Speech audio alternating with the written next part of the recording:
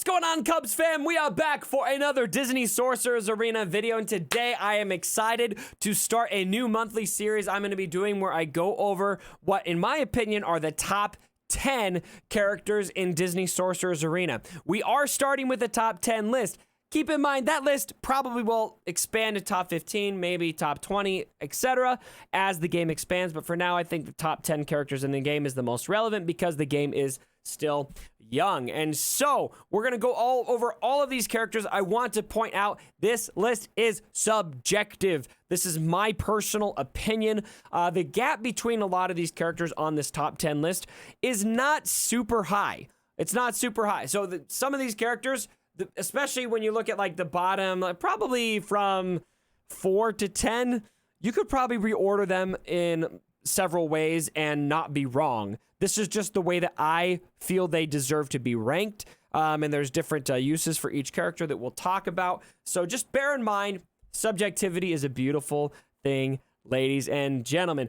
All right, let's get right into the list, my friends. Starting with number 10, we have got the one and only legendary Big Bad Wolf. Now, when you look at the Big Bad Wolf, the first thing you're going to look at is damage. The damage that this guy brings to the table is pretty intense. A big reason why he's all the way down at number 10 on this list is because he lacks a lot of synergy with a lot of the important synergies in the game right now. So one of those synergies would be like Incredible's synergy. He's not really fitting in Incredible's teams very well. People are forcing him into Kingdom teams right now, and SHAN, probably the best leader in this game, is not going to benefit Big Bad Wolf because he is not a Kingdom character. A lot of people are still using him great because he's still a very, very good plug-and-play character, and that's why he's on the list. Still making it on this list. Top 10 out of 70 characters in the game right now.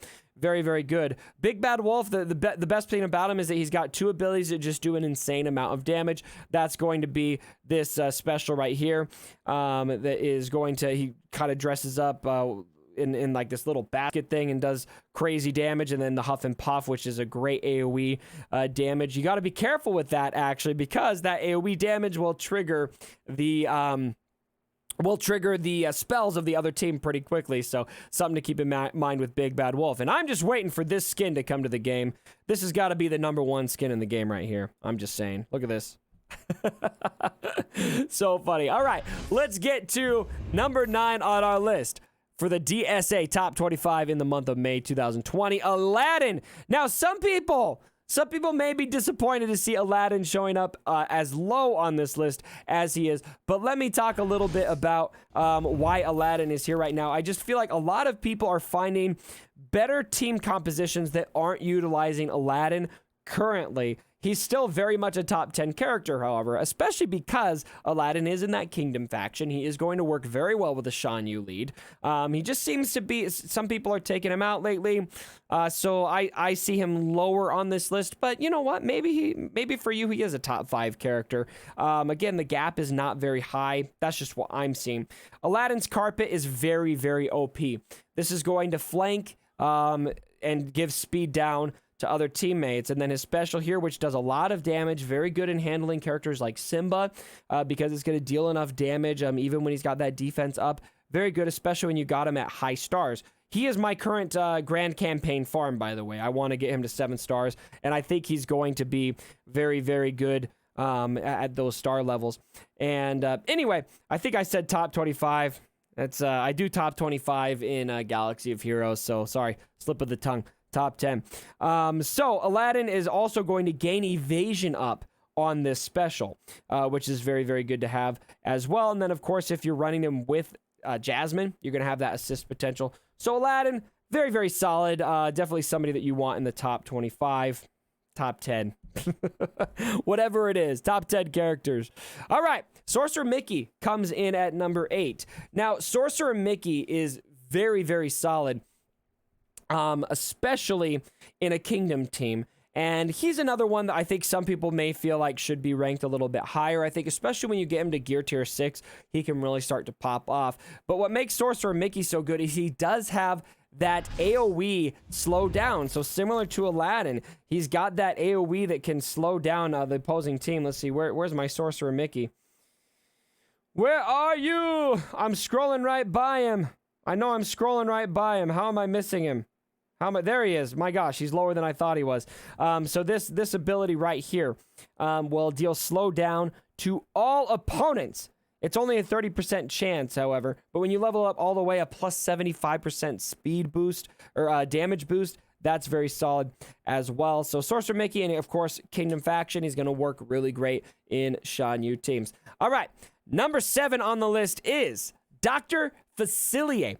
Now, I want to stress, and I'm going to make a video about Dr. Facilier soon, about how OP he is against SIMBA teams. And a big part of what makes him so OP is this frog ability here. He could turn your opponents into a frog. They're affected by polymorph frog, and they're only going to deal 1 damage when they get a turn, but they also have that defense reduction. So if you level this up all the way, they're going to have a 30% defense reduction while they are a frog. Who do you want to use that against right now? SIMBA. SIMBA has so much defense. He's so hard to be, so hard to take out, especially when his health gets low. Dr. Facilier is a great counter to that. And then, of course, he's going to heal his team here. That's his leader ability. I clicked on the wrong one. Right here. And, on opponent or teammate being defeated, restore 282 health to this character and to all teammates. That's amazing. And then continuous healing, 30% chance if you level this up. This is really solid, my people. This is really solid. It helps keep your teams very healthy, especially in the tower mode. The tower mode is where you're probably going to get a lot of good, solid use out of that. So Dr. Facilier, very much deserving of that number 7 spot. Number 6 is MOR'DU. Now, believe it or not, MOR'DU is not the best tank in this game anymore. We will talk a little bit about why when we talk about SIMBA. Spoiler, I think SIMBA is the better tank of this game. But MOR'DU, look, he's still an absolute unit, my friends. I'm still farming him. And a really good place to use MOR'DU is if you're still stuck on Tower 4. He's going to be very good because he is one of those wilds characters.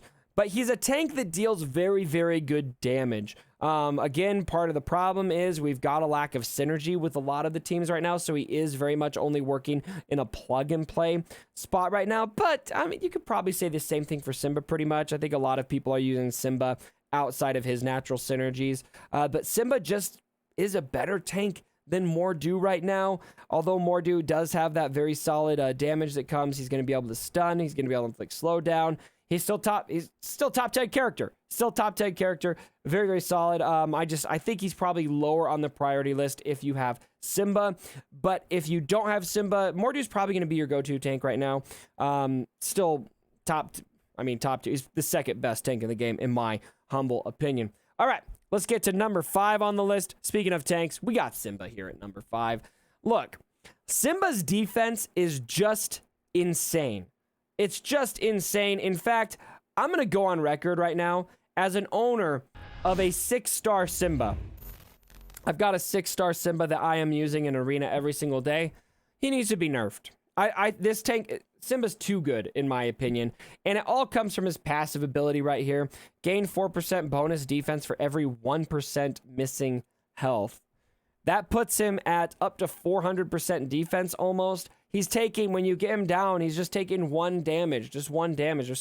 There's been teams where I have 30 to 40 turns left on the board, and they've got it to 5-on-1 against my SIMBA, and they can't take him out.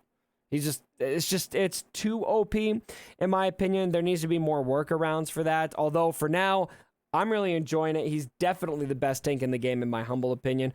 Not to mention, he's got a heal in his ability. When he taunts, he's going to be able to heal a row of characters. He flank heals, and then also he can grant them defense up. And you can, if you level this up enough, you'll increase how much health is restored. I've thought about upgrading this. I'm still a little gun shy. And then he can strip turn meter too. So he's not just a tank. He's not just a tank that the most OP part of his kit by far is the damage that he will absorb and just nerf from the other team because of his defense up, but he can also control their turn meter. He's super, super solid. Very good plug and play tank. I'm using SIMBA currently in a lineup of the Incredibles right now. In a full Incredibles team minus Violet, SIMBA in place, and I'm wrecking pretty hard right now in Arena with it for the most part. And a lot of times I get into matches where people they just get blocked. They just get blocked by my SIMBA. All right, let's get to the top 5 here. Number 4, we have got Hades. Now, out of this entire list, I have a lot of experience with every single character on this list. The number 1 character that I have the least amount of experience with is Hades. I do not have him unlocked yet, but every time I go against Hades, he can light me up. Hades might have the best AoE in this entire game. Very, very solid damage that comes from Hades and great utility. Let's scroll down here. Let's jump over to the game. Here's our Hades. I started farming him, but I decided I wanted to finish off my Shan Yu first. I get a little more benefit out of that. But his basic ability, he's going to ignite Empowered. He gains a lot of stat bonuses. Let's see here. Empowered. Let's see. What was this other one? I think it's in his unique ability. He gains on turn start. Is this his unique? Yeah. On turn start, if below 50% health, remove stun from self. This character abilities become ignite empowered while health is below 50%. And so I don't know if it explains in his kit what that means. He gets a bunch of stat bonuses.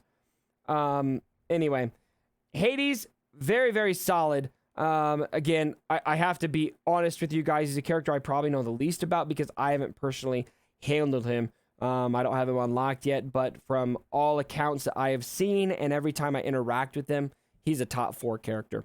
All right, let's get to number 3 on the list. We have got the one and only Shan Yu. Now, my people, Shan Yu is absolutely dope. I love this character. I'm actually sad right now because I'm running an Incredibles team. I'm not actually using my Shan Yu right now, but let's just take a look at what makes Shan Yu so OP. His first AoE that he can do, it's a flanking AoE, will inflict defense down, and it actually deals very, very solid damage, and it has a chance to give him offense up when you level it up. I haven't leveled it up yet because, again, he's not he's not a foremost character to me. And then this ability here, his headbutt ability, if he defeats a character, he will gain that full turn meter. And this damage is just insane on this ability, especially when you get your Shan Yu to higher gears, higher star levels. It's just absolutely insane damage. Very, very good. And not to mention his leader ability, maybe still the best leader ability in the game because it gives 8% bonus speed to all Kingdom allies.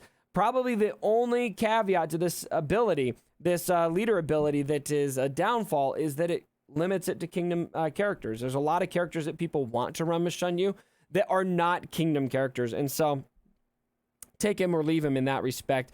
But anyway, he is very solid. And then, of course, don't forget his passive ability here. Bow to me. On dealing a critical strike with any attack, perform the following. Reduce the speed meter by 35%. That's a 35% turn meter reduction. That's very solid. So he's going to increase the turn meter of his team, increase the speed rather. He's going to be able to do defense down. He has a lot of damage and he can control the turn meter based on his passive ability.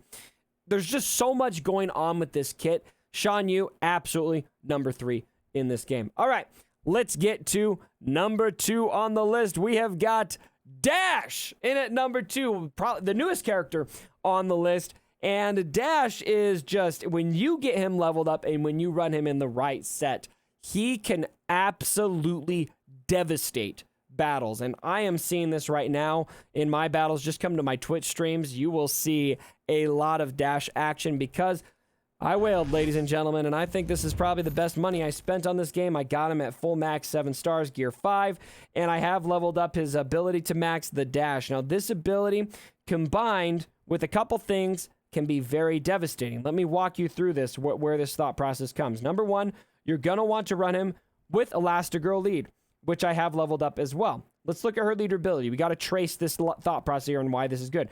Teammates gain 2% bonus crit chance.